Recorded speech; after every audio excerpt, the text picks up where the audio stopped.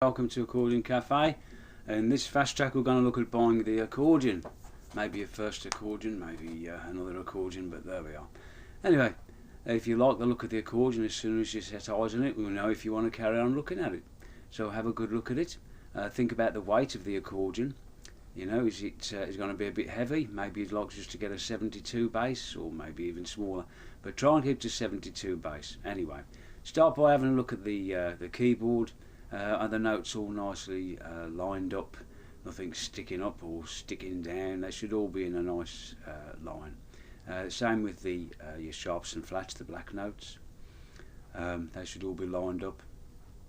There's a few things we're going to look at, and this also includes the straps. Check the straps on the other side, the back side of the straps, to see how far they're worn through, especially in the fastenings at the top and the bottom of the accordion, whereas when they do start to go, that's usually where they go first. And turn them inside out slightly and have a look and make sure that they're all in one piece and not about to break on you. And the bass section, check that the bass buttons are all working and springing out as they should do, and they're not you know, when you press them in, make sure they spring back out again. And looking at the couplers, they should all be working at just a gentle fingertip pressure, none of them sticking or hard to push. And the straps on the back of the accordion, your shoulder straps, just because they're cracked slightly doesn't mean to say they're at the end of the line. But if you turn them inside out, then if they're like this, then they're about to go and they will need replacing. And you know, are they nice wide shoulder straps? These straps are not cheap, they're very expensive, so you need to be looked at. The bellows, another important thing, we're looking for any leaks in the bellows, a good air compression. When you open them, they should have a good stiff resistance. If there's any mould in between the bellows anywhere, you should be very careful, because it may mean the accordion's been kept in a damp spot, and in which case the reeds could well be rusty. So be aware of that. Check out the corners of the accordion, see how if it's worn down on the corners, to see how it's been looked after. And the air release button, just check that's working on the side. It's not a big issue if it's not easily repaired, that is. It can be easily repaired. And the strap, your left hand strap as well. The straps which keep the bellows closed, just check that they're both in place, and turn them inside out, and just bend them backwards. You know, those are going to need replacing soon as well. Your master coupler, if the accordion has a master coupler, make sure that's working. Bringing the register back into the master mode from all other register settings should be a nice smooth action. On the bass buttons, check that they're in line, and once again that they're springing up. Put the accordion on its back and just check that they come back when you press them.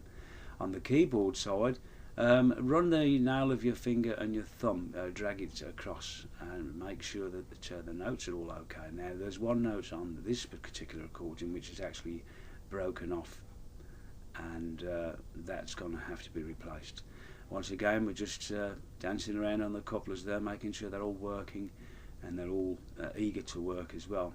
There should be no stiffness there. And remember, you need to check the bellows as well, and to do that you best put the accordion on. Make sure your notes are coming back, and there's no notes. Make sure the pads are coming. So if you tap all the notes like this under pressure from the bellows, listen for any residual notes sounding after you let the notes go. There should be no sound. Check for a good compression on the bellows. And I'm doing that there to make sure that all the pads are closing up again after the notes have been pressed. Just a quick way of doing it. You can do them individually if you want to. And listen for the tuning on the accordion. Does it sound right? Go from one octave to the next and make sure that it sounds like that note is in fact a precise octave above. Tuning's a very specialised thing anyway, so you'll have to rely on your hearing there, or a more experienced player, musician, to listen to it to make sure it's always still in line, you know. The tuning is still in tune. But do check the bellows and make sure that there's no leaks other than the air button, of course. So pull them in and out without any notes being pressed. On the bass side, check for those buttons that they're working properly and they're all coming in and out, and the notes are sounding properly, there's nothing sticking, and that the reeds sound good. You'll have to check it with all settings of the register to make sure the register's working. I myself like to check. I check most of the buttons are physically working okay, because they do stick, you know, and these things only cost money to get fixed. Checking the reeds again on each register setting. Pull the bellows in and out, because each note has got 2 reeds. And don't just pull it in and out hard. Pull it in and out with a very low pressure to make sure the note is working under low pressure. That it's not grunting to start. That if it's reluctant to start and then it suddenly starts, then it's sticking. And sticking reeds can be dust, or it could even be a cracked reed if one sounds really bad or is not working at all. So there we are. But check all the notes on all the registers. As I say, this accordion has got that Duff G sharp A flat note, so that's something we've got to do. And there we are, we're checking on a low pressure now to make sure that the note actually wants to play. Just give it a good going over to make sure they're all physically working, and check your bellows and the tuning, how it looks. And don't forget the case as well, because cases for the accordions are an expensive item. If it hasn't got a case, or it's a battered case, then there's good bargaining power for you then to get the price to the right price. Anyway, I hope this video has been of use to you. Leave a comment, any questions, let me know. Bye for now.